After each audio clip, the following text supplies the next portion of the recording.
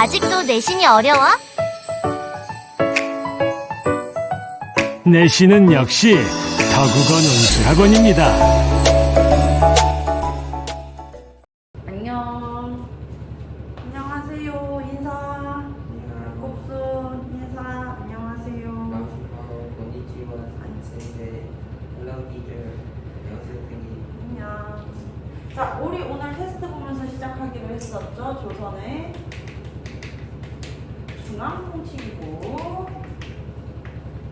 백지 시험 보면서 시작해 보기로 했습니다. 그래서 선생님이 여러분들한테 무엇을 나눠드렸냐면요. 짜잔, 짜잔, 짜잔. 와, 다 채우셨나요? 아주 멋집니다. 그렇다면 우리 두 친구 모두 시험지 바꿔가지고 한번 테스트 답 맞춰보는 시간 가져보겠습니다. 바꿔주세요. 네. 서로 써주고 밖에 안 나와. 자, 빨간 펜으로 채점해 주시고요. 시작해 보도록 하겠습니다. 2학년 친구들은 아마 여기가 이거 외우는 게 많은 학교들이 이제 수행평가로 좀 나올 수 있는 영역이니까요. 파이팅! 왕. 자, 왕 옆에 있었던 국정총괄 최고의 권력기구 바로 의정부. 의정부가 있었고, 그리고 의정부에서 왕명을 약간 필터링 해준다고 그랬었죠. 그렇죠? 필터링 해가지고 어디로 갑니까? 6조로 갑니다. 자, 6조의 명칭도 빼놓을 수가 없겠죠? 2조, 호조, 예조, 병조, 그리고 병조 좋아요. 마지막 공조 좋습니다. 그래서 이후 예병 형 공 6개의 이 부서가 있었다라고 볼 수 있겠네요. 자, 왕 밑에 왕권을 뒷받침해주는 2개의 기구가 있었습니다. 이 친구들은 왕권을 어떻게 해준다? 뒷받침해주는 기구였었다. 왕명을 듣고 출납하는 기구는 어떤 기구였어요? 승정원이었습니다. 이을 승자를 써서 오늘날에는 우리가 비서기구로 알고 있는 그 승정원이죠. 그래서 왕명 출납을 담당한다. 두 번째는 뭐였을까요? 두 번째는 의금부 좋습니다. 의금부라고 하는 이 기구는 특별사법기구로서 나라의 큰 죄인을 처벌하는 기구였어요. 예를 들어 뭐 영문을 꾀한다든지 왕을 죽이려고 한다든지 왕을 해하려고 한다든지 이런 나라의 큰 죄인을 처벌하는 기구였다. 특별사법기구였다. 특별사법기구. 자, 그리고 왕권을 뒷받침하는 기구가 있었다면은 왕권을 견제하는 기구도 있었는데요. 우리가 이것을 3사라고 부르면서 언론기구라고 이야기를 합니다. 왕권을 견제하는 기구라고 볼 수 있겠습니다. 사헌부, 상한원, 그리고 홍문관이 되겠습니다. 사헌부는요, 오늘날의 검찰기구라고 이야기를 했었죠. 관리의 비리를 감찰하는 기구였었다 라고 볼 수 있겠고요. 간사함으로부터 180도 달라진 모습. 왕한테 해야 될 얘기는요, 왕이 무서워서 숨기는 게 아니라 직설적으로 한다 라고 이야기를 했어. 그래서 왕에게 직언을 하는 직언기구. 왕에게 직언을 한다. 왕에게 직언을 하는 올바른 신하들이라고 정언이라고도 이야기를 하죠.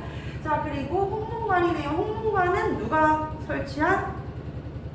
성종 때 이제 제2의 집현전이 된 기구인데요. 홍문관은 왕의 자문기구로서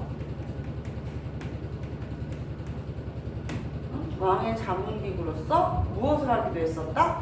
그렇지, 경연을 주관하기도 했었다. 이렇게 쭈루룩 써봤습니다. 자, 그 밑으로는요 2가지가 더 있었어요. 하나는 춘추관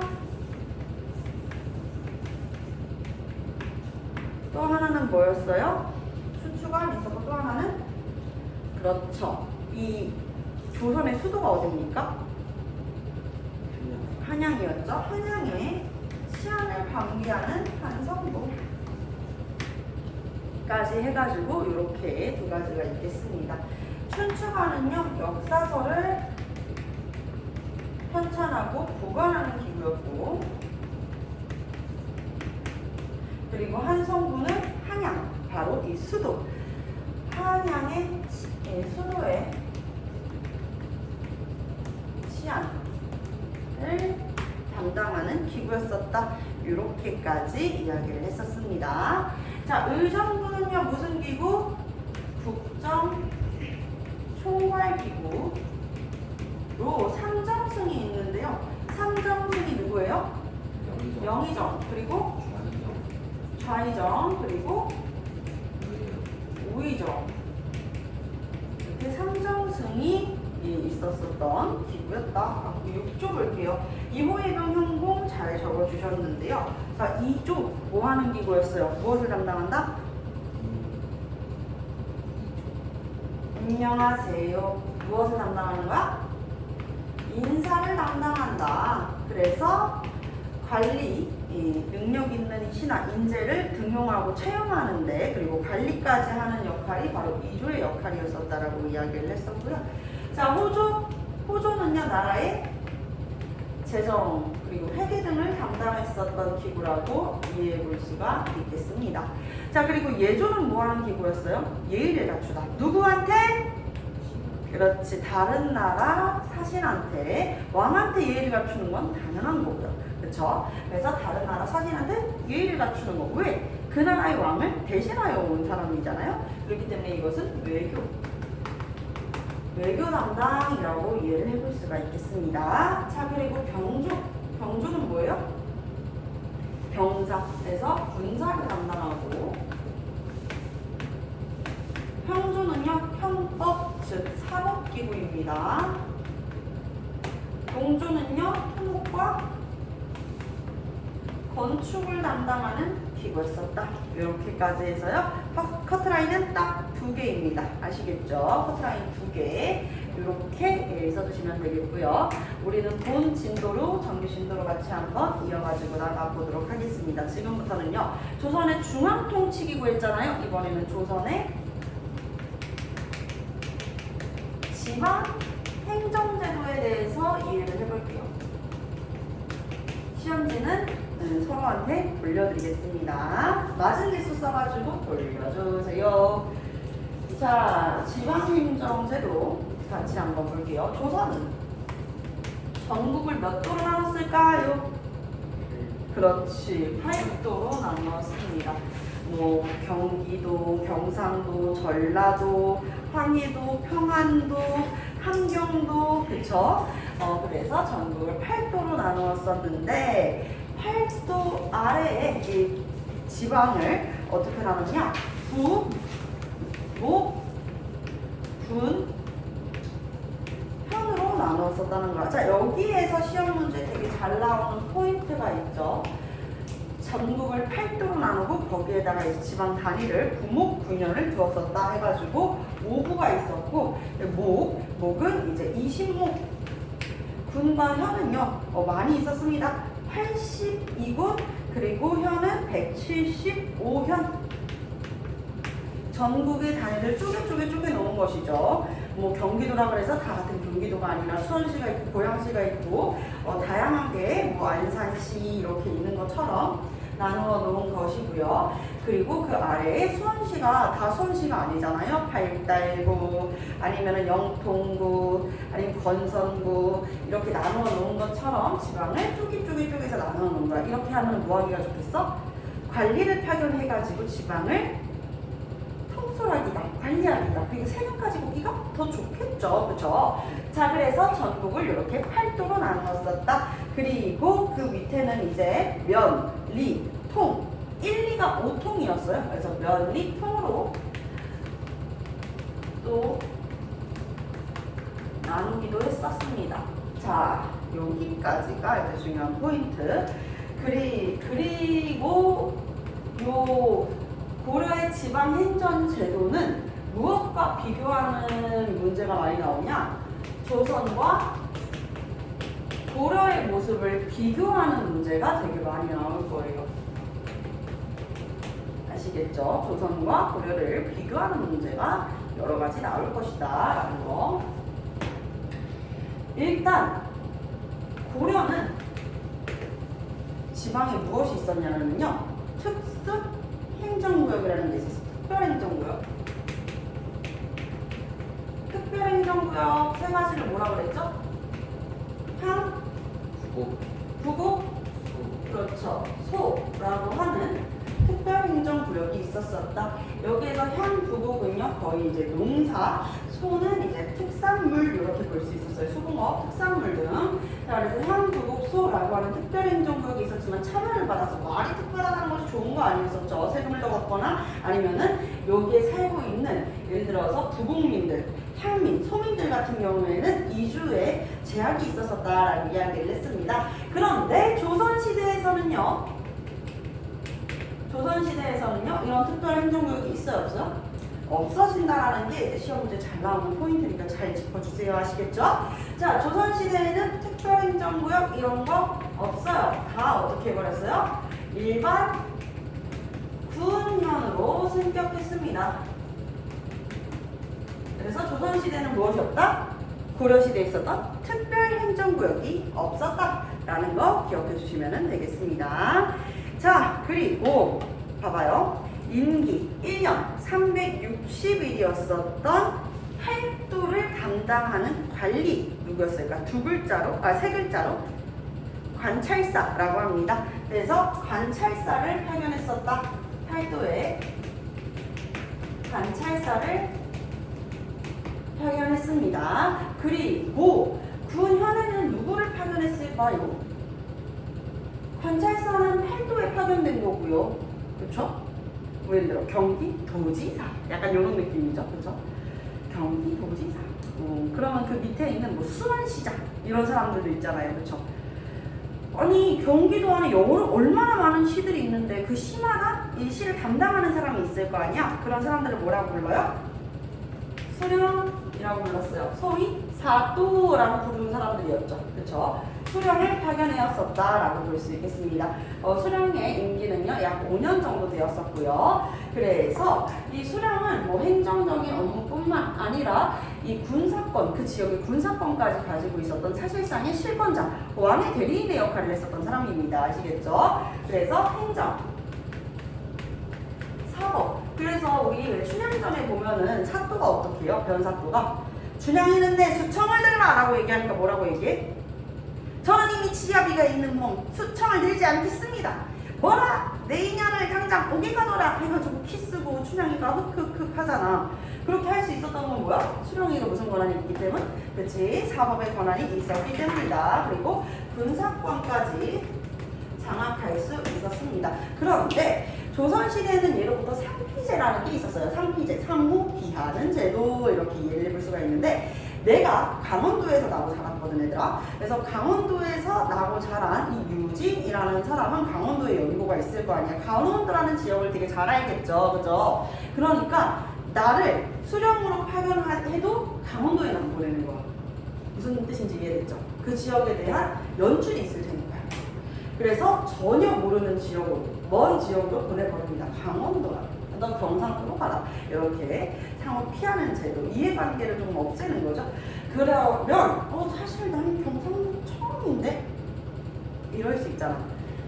내가 지금 파견되는 지역에 대해서 아무것도 모르잖아요. 그래서 이 수령을 보좌하기 위한 이가 있었으니 그가 누구야? 향리가 되겠습니다. 향리. 이 향리도 고려시대에 있었습니까? 없었습니까?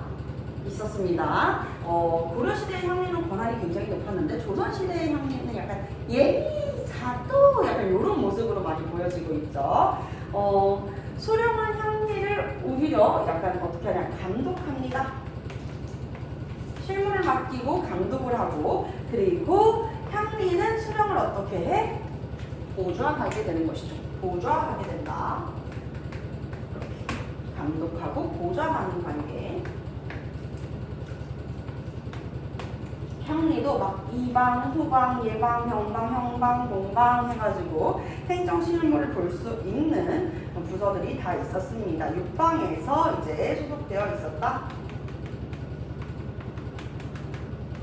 그래서 수령을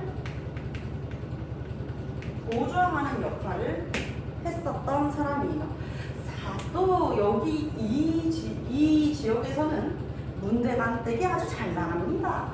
문대간댁이 아주 한양 제일의 부자라고 해도 과언이 아니지요.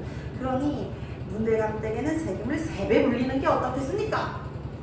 그러면 수령이 그럴까? 이러면 돼요? 안 돼요? 안 되잖아. 그래서 이런 향리의 비리를 또 관찰하는 지방의 자치기구가 있었으니 그것이 바로 유향소가 되겠습니다. 유향소가 되겠습니다. 원래 이제 교재에서는 유향소까지만 나와 있는데 또 유향소의 비리를 감찰하는 거 이렇게 더 있긴 해요. 경제서라고. 자, 유향소는요 지방 향관들, 향촌 사회에 살아가는 양반들, 향반들의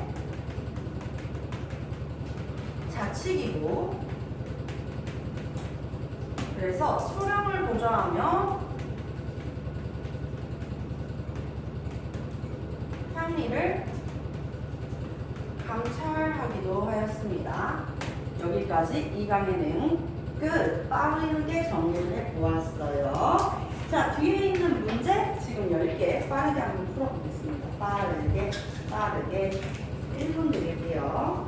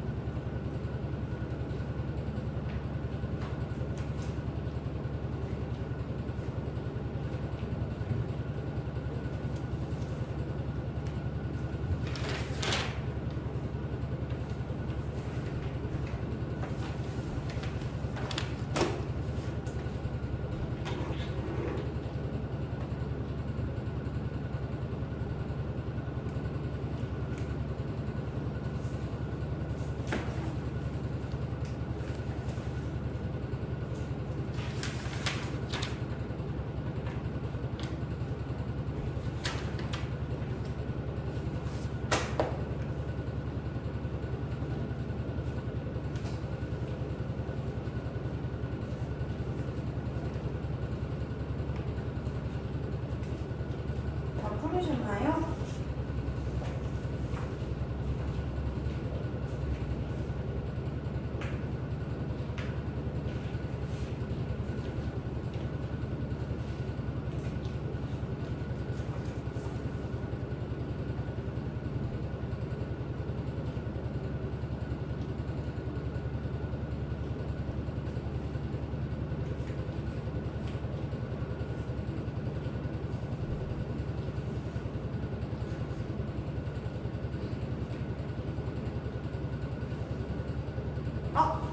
하나 빼먹었다.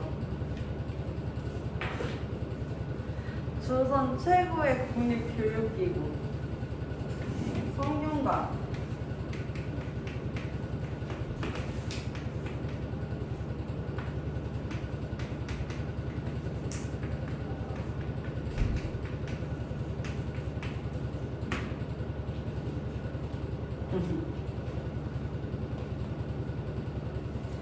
준비되셨으면 우리 답 한번 같이 맞춰보도록 하겠습니다.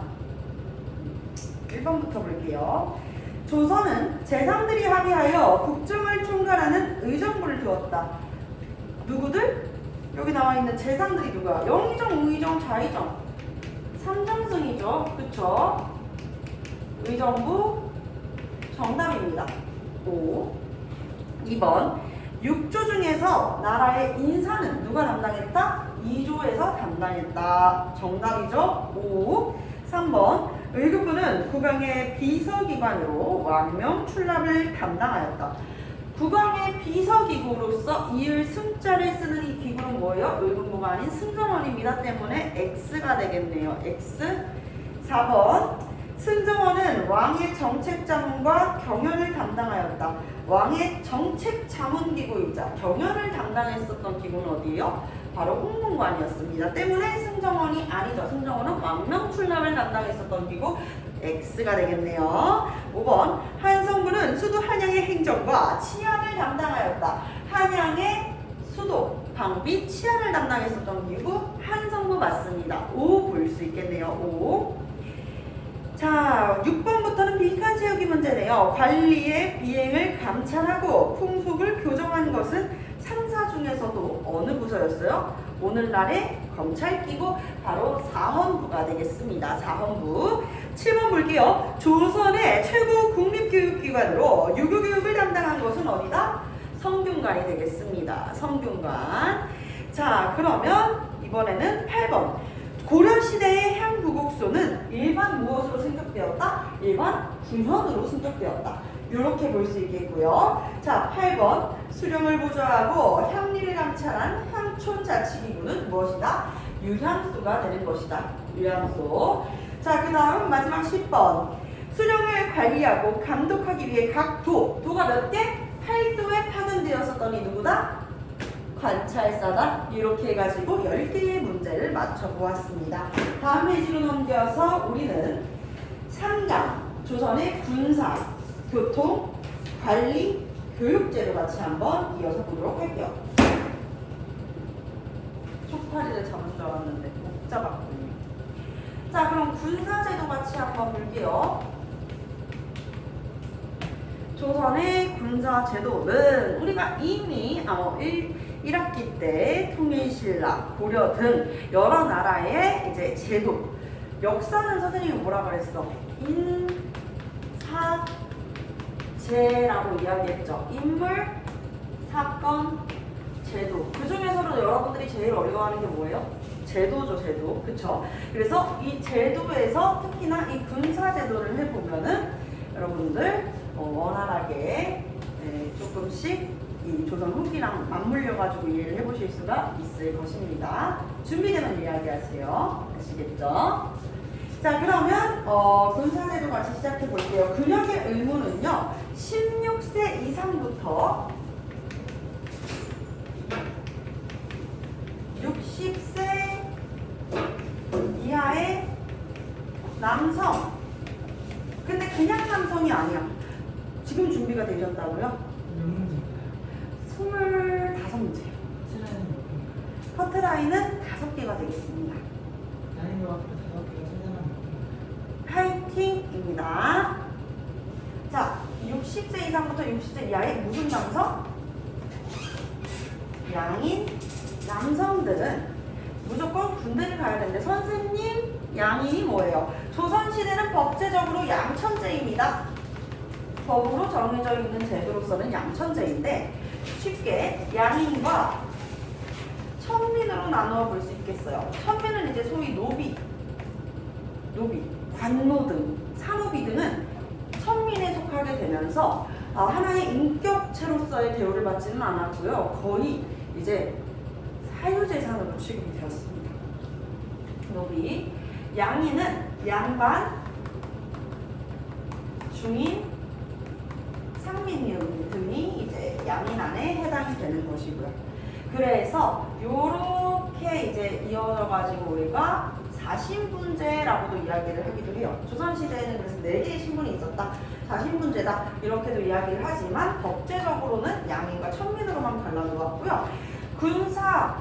군대를 가야 되는 의무, 군역의 의무라고 이야기를 했잖아. 이 군역의 의무도 양인들이라고 하는 양반 중인 상민들이 다 가야 되는 것이었지만 누구만 갔을까? 요 양반 빼고 갔어요. 양반의 자제들은 하지 않았습니다. 아시겠죠? 자, 그래서 이렇게 남성들에게만 부과를 했었고, 자, 그래서 우리가 고려 시대 발해 통일신라 했을 때 군사제도를 중앙군과 지방군으로 나누어 가지고 보았었는데 기억나시나요? 기억나실 겁니다. 자, 그럼 중앙군 5위라고 하는 중앙군이 있었는데, 우리 시험 범위의 조선 후기까지 쭉 들어가잖아 얘들아. 미리 이야기를 해줄게. 시험 문제에 많이 나오는 게 5위랑 조선 후기에 완성되는 5군영이라고 하는 중앙군 제도는 다른 것이에요. 요걸로 장난치는 문제 많이 나오니까 여러분들 꼭 생각해 주시고요. 자, 이 5군영이라고 하는 중앙군 제도는 여러분들 직업군인제예요. 원래 우리가 징병제로 당연히 16세 이상부터 60세 이하의 양인 남성들은 다 군대를 가야 됐었다? 근데 군역이 문란해지는 거야. 야, 김계동 일로 와봐. 너 나를 지금 군대 좀 가라. 혹은 양반들의 자제들은 이제 군대를 안 가니까 우리가 이제 시간이 또 200년 동안의 평화가 지속되면서 조선시대에 군대가 너무 이제 좀 열악해지게 되는 것이죠. 국방력도 굉장히 이제 낮아졌을 무렵에 이때 무슨 전쟁이 일어나요? 임진왜란이 일어나게 되는 것이에요.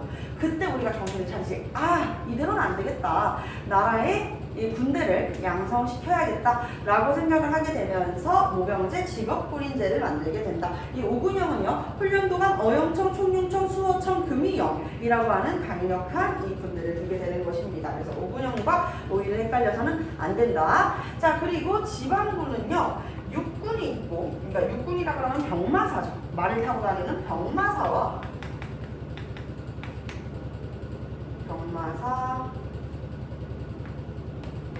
그리고 수군, 해군이에요. 수군절도사, 병마절도사랑 수군절도사를 두었습니다. 육군이고 뭐예요? 해군인 것이죠. 동군은요, 이때 이제 우리가 하늘에서 전쟁을 할 일은 없었어가지고 얘들아, 육군과 해군이 있었다. 그래서 우리가 알고 있는 이 전라, 수군, 좌수사로 알고 있는 좌수사로 알고 있는 인물 누구야? 이순신 장군이죠. 전라 우수사는 이혁기 장군, 이렇게 이해할 수 있겠죠? 그래서 군사제도 우리 같이 한번 이야기해봤고요. 자, 이 다음에는요, 교통제도 같이 한번 볼게요. 교통제도는 원래 더 어려운 이름으로 존재하는데 거기까지 우리가 교과서에서 묻지는 않죠. 딱 세 가지만 기억하면 됩니다. 첫 번째 역참, 그리고 좋은 제도, 마지막은 공수제. 해설은 쓰지 않고 선생님이 말로 설명을 드리도록 할게요. 역참은요, 우리 3학년 친구들, 한국사를 3학년 때 하는 친구들은 2학년 때 이미 배웠을 것인데요. 세계사에서 원나라가 초원길, 그리고 이제 사막 실크로드를 통해 가지고 완전 이제 유라시아까지 엄청 넓은 대제국을 형성하잖아, 그치? 그 몽골 원나라에서 역참을 배웠어. 그러니까 말도 아무리 이동수단이기는 해도 뭐야? 생명이잖아, 그치? 우리 국어에서 뭐라고 얘기해? 유정명사라고 하지, 그치? 유정명사다 보니까 달리다가 힘들면은 이제 말도 깨꼬닥 할 수 있잖아요. 그래서 길마다 이제 조금 사람도 쉴 수 있고 말도 쉴 수 있는 곳을 두었던 것이 바로 역참제가 되겠습니다. 오늘날로 치면은 일종의 휴게소가 되겠죠. 여러분, 아무리 우리 이제 무정물인 자동차로 이렇게 운전을 해가지고 간다고 한들 120km로 막 쉬지도 않고 10시간씩 달리면 자동차 퍼져요. 그렇기 때문에 생명은 또 어떡하겠냐고. 응? 이 생물은 또 어쩌겠어요. 말은 더 그렇지. 말 갈아탈 수도 있고 사람이 좀 쉴 수도 있고 밥도 먹을 수 있는 그런 제도, 역참제를 두었고, 좋은 제도는요, 한자만 알면 답이 다 나옵니다. 이 조는요, 우리 배 만드는 곳을 뭐라 그래요? 재훈아, 배 만드는 곳을 뭐라 그러지? 조선소라 그러죠, 그쵸? 그런 것처럼 이 조는 배를 뜻해. 배로 운송한다 라는 거야. 이 이제 뭐 자동차가 있었겠습니까? 아니죠. 지방으로 파견돼가지고 막 이제 세금을 걷어가는 관리들 같은 경우에는 조선시대의 세금은 주로 쌀로 걷었었단 말이야. 곡식이 이만큼이야. 이거 다 들고 어떻게 한양까지 올라가? 저기 전라도 땅끝마을에서 한양까지 그거 들고 올라가려고. 아유, 우리 관리 당장이라도 사직서 쓰고 싶지 않겠어요? 그렇죠? 그러니까 배로 한양까지 이 세금으로 거두어들인 곡물들을 이동시키는 제도가 좋은 제도가 되겠습니다. 아시겠죠? 자, 그러면서 마지막 공수제는요, 나라의 긴급한 상황, 위기 상황에 이제 불을 피워가지고 밤에는 불빛으로, 그리고 낮에는 연기를 피워가지고 위급 상황을 알리는 게 바로 공수제가 되겠습니다. 이 세 가지 잘 기억해 주시면 되겠고요. 자, 그리고 관리 등용제도. 그냥 옆으로 살짝 이동해가지고 설명드리도록 할게요. 자, 안녕. 이제 이어서 이어가지고 조선의 관리 등용제도 가볼게요. 마찬가지로 무엇과 비교하는 문제 나올 수 있겠어요? 고려와 비교하는 내용. 자, 관리 등용제도 어떻게 하면 조선의 관리가 될 수 있었냐면요, 세 가지 제도가 있습니다. 여러분들이 제일 잘 알고 있는 거 뭐야? 과거제. 그렇지, 과거제. 두 번째는 천거. 고려 때도 있었던, 그렇지, 음서제도, 음서요. 그리고 세 번째는 천거. 천거는 일종의 추천제도인데요. 천거제를 통해가지고 관리로 등용되는 경우는 정말 드물었습니다. 어쨌든 천거는 일종의 추천제다. 관리 추천제 이렇게 볼 수 있겠고요. 음서는요, 고려시대랑 비교하는 문제 잘 나올 수 있어요. 고려시대의 음서는 5품 이상의 관리의 자제는 그 관직을 이어받는 것이었잖아. 그치? 근데 조선시대는 5품에서 몇 품으로? 2품으로 늘어나는 거야? 줄어드는 거야? 줄어드는 거지. 그치? 줄어드는 거지. 이렇게 2품 이상의 관리의 자제는 그 관직을 이어받는 것이죠. 그래서 이것을 이해하면 고려시대보다 조선시대의 음서제가 더욱 축소되었다. 이렇게 볼 수 있겠습니다. 음서제가 더욱 축소되었다. 이렇게 정리해 보겠습니다. 아시겠죠? 괜찮죠? 자, 그리고 과거제. 과거제는 고려시대의 과거제. 무슨 제가 있었어요? 문과 있었지. 그치? 고려시대에 팽배했었던 사회적 풍조를 떠올려봐요. 뭐였어요? 숙문. 문과. 아니, 내가 이 정도로 안 받아줬으면 정답이 아니니까 안 써주는 거겠지. 숙문천무가 되게 팽배했었죠. 그쵸? 숙문천무는 뭐야? 숭배하는 거야. 무엇은? 학문은, 그러니까 공부하는 거는 되게 좋고. 근데 반대로 천하자는 거야. 무엇은? 무예는 조금 괄시하고, 그리고 학문을 공부하는 거는 조금 더 높게 평가하는 사회적 풍조가 팽배했었고, 그러다가 뻥 일어난 게 뭐였어? 고려시대 때? 임진왜란. 박수. 야, 이거는 지호도 한심하게 본다. 박수 아무나 쳐줘가지고. 아, 그래. 일단 무슨 난이었었어? 아니야 정묘호란. 무신정변이었죠. 무신정변. 그렇죠. 그래서 무시를 받다가 무신들이 우리를 계속 무시해 하면서 이제 무신정변이 일어났었던 것이죠. 그랬기 때문에 이 속문정부가 팽배했었던 고려에서는 무과가 거의 시행되지 않았어요. 그리고 고려는 국교가 어떤 나라야? 고려. 아니 국교. 그게 뭐예요? 불교. 그렇지, 불교의 나라잖아요. 그쵸? 불교의 나라니까 승과도 있었어. 불교를 믿는 승려들 중에서 왕을 가르치는 왕사, 그리고 나라의 스승이 되는 국사, 국사, 왕사 이렇게 하는, 그래서 대각국사, 요청, 보조국사, 진울 등의 인물들. 자, 그리고 가운데에는 또 뭐가 있어요? 오늘날의 기술직 의사, 아니면은 이제 뭐 의사, 의과도 있고, 또 뭐도 있었지? 의사가 대표적인데 등등. 자, 어쨌든 문과, 작가, 승과가 이렇게 있었죠. 자, 조선시대는 달라요, 여러분. 그쵸? 초록 색깔이 여기 있네요.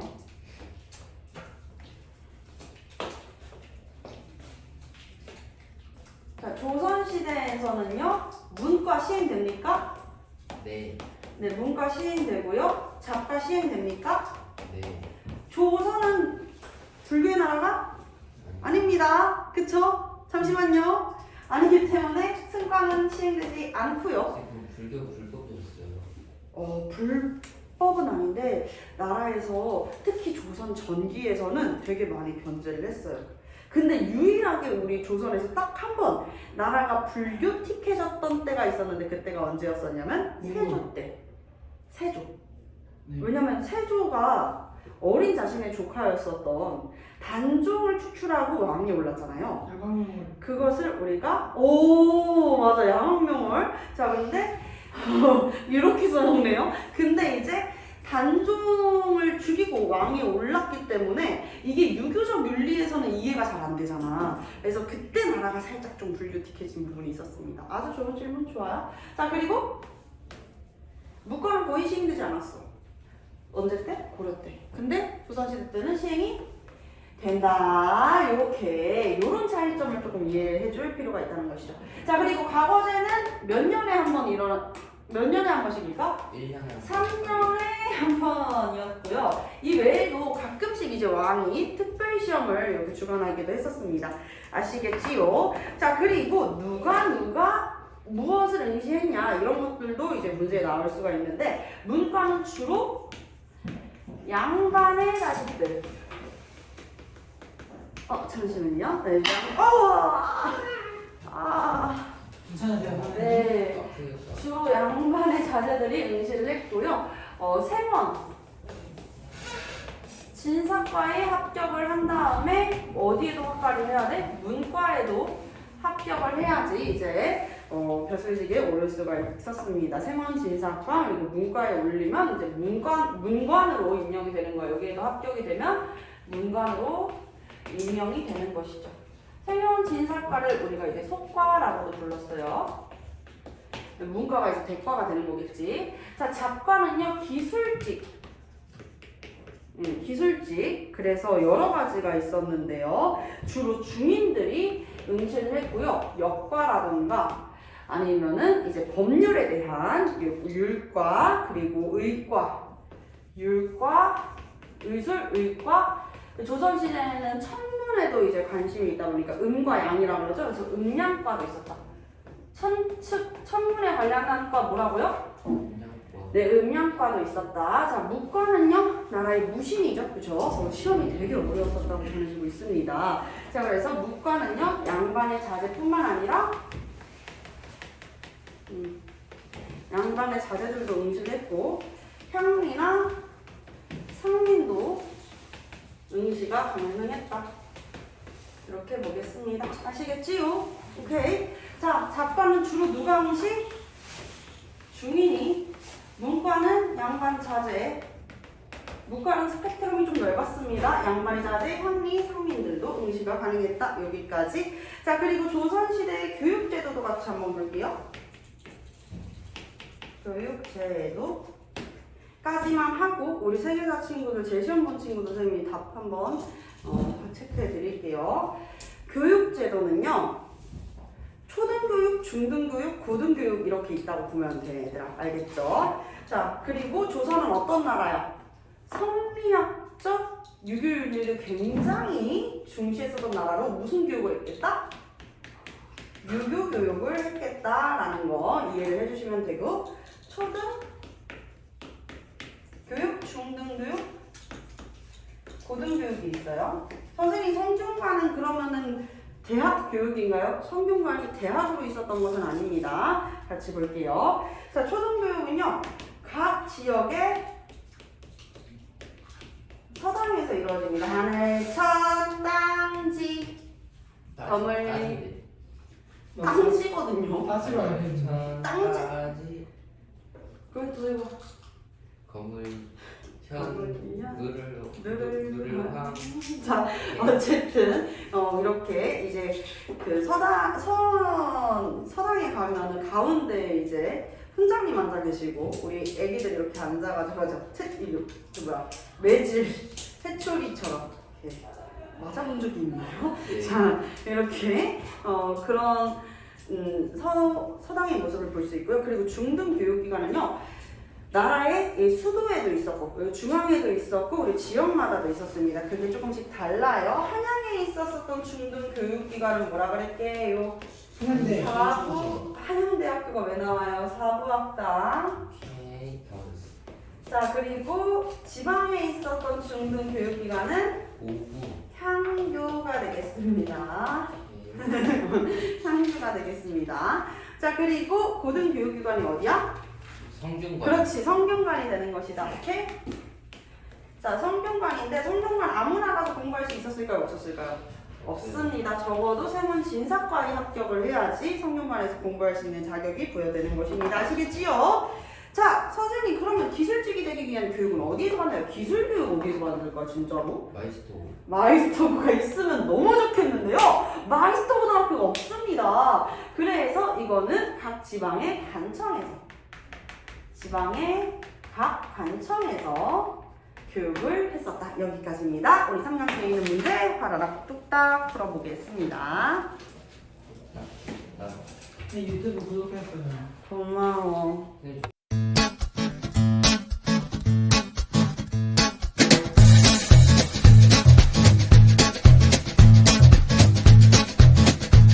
학원으로 전화 주세요.